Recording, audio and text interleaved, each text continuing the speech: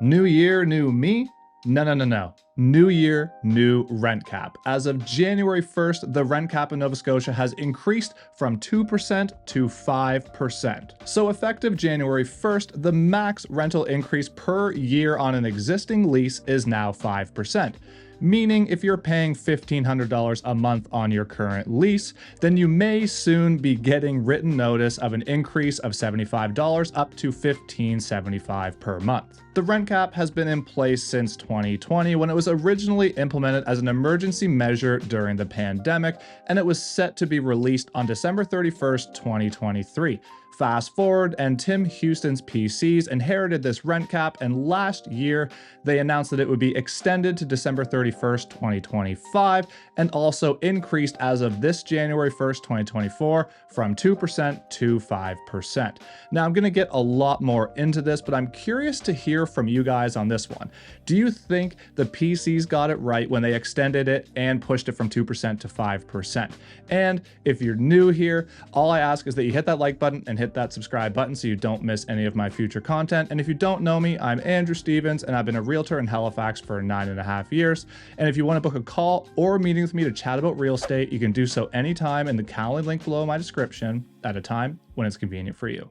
So new year and new stress on tenants, and although 3% doesn't sound like a lot, it does add up pretty quickly when you consider everything else is more expensive as well, especially if you're already tight on funds.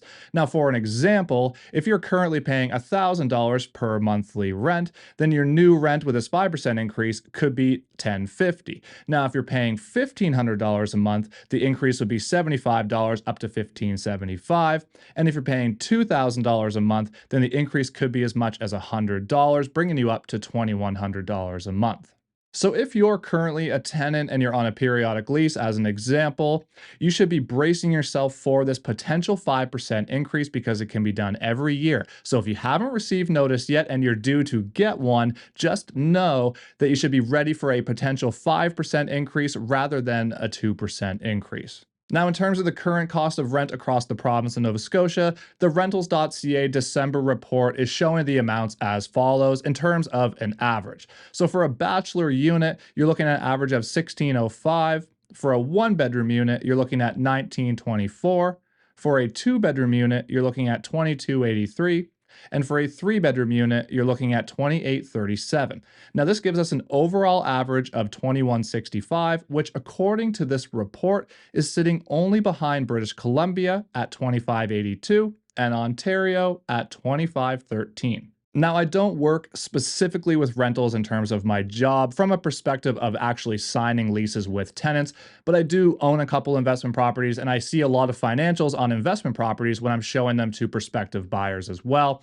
And I would argue that these averages are actually probably a little bit on the low end of what people are actually seeing, and everything that's new that's coming to market is very well potentially above what those average prices would be. But that's what the rentals.ca report says, and I don't know how accurate that information is, but to me, it looks fairly accurate, if not a tad bit low. Now, over the last week or so, there's been a lot of articles released about this news, and a lot of them have been talking about the strain this is going to have on tenants. And while this is true to some extent, absolutely, I don't disagree with that, I would say the tenants are pretty happy that the rent cap is still there to begin with, because in theory, the PCs could have removed the rent cap altogether as of December 31st, and that could have been an absolute train wreck for our rental market in HRM and across the province of Nova Scotia. Personally, I think that when the PCs extended this and increased it from 2% to 5%, I think they got it right.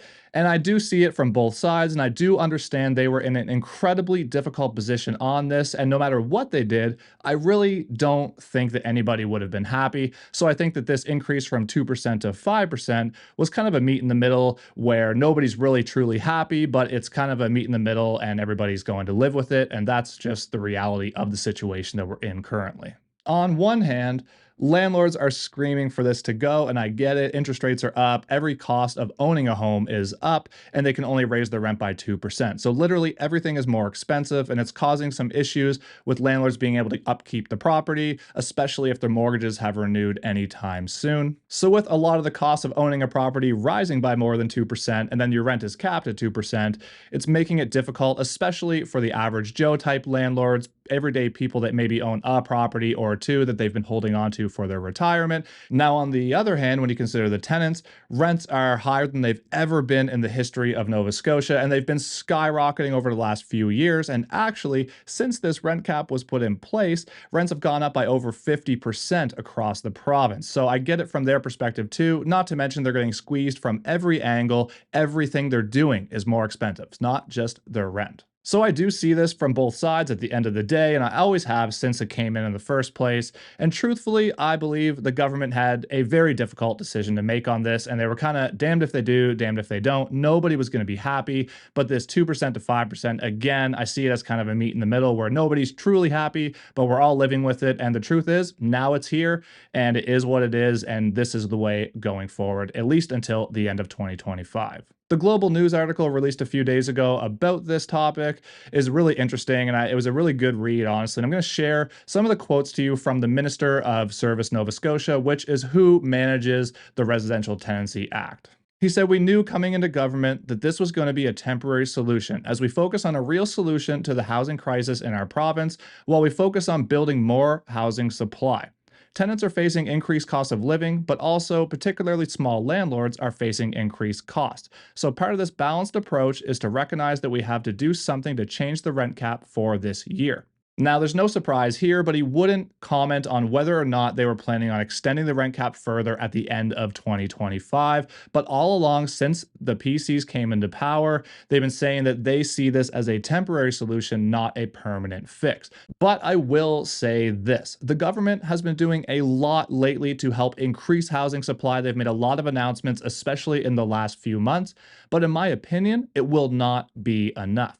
So do I think they're going to release this rent cap at the end of 2025? Personally, I don't really see that happening. I don't think the housing situation, especially from the rental side, will be very different at the end of 25 than it is right now. And I think, again, the government is going to have a very difficult decision to make on this. And I think they'll likely extend it again at the end of 2025. If I had to say one way or the other today, that's what I see. But 2 years is a long time. So we'll see what happens coming across the midway point of 2025 when I would expect to see a further announcement on what they're going to do with the rent cap going forward. Now, if you're still here watching and you got any value out of this video, all I ask is that you hit that like button and you hit that subscribe button so you don't miss any of my future content. And that'll help push this out to more people like you who may be interested in being educated on the Halifax and Nova Scotia real estate market. And until next time, thank you so much for your support. I really appreciate it, and have a great day.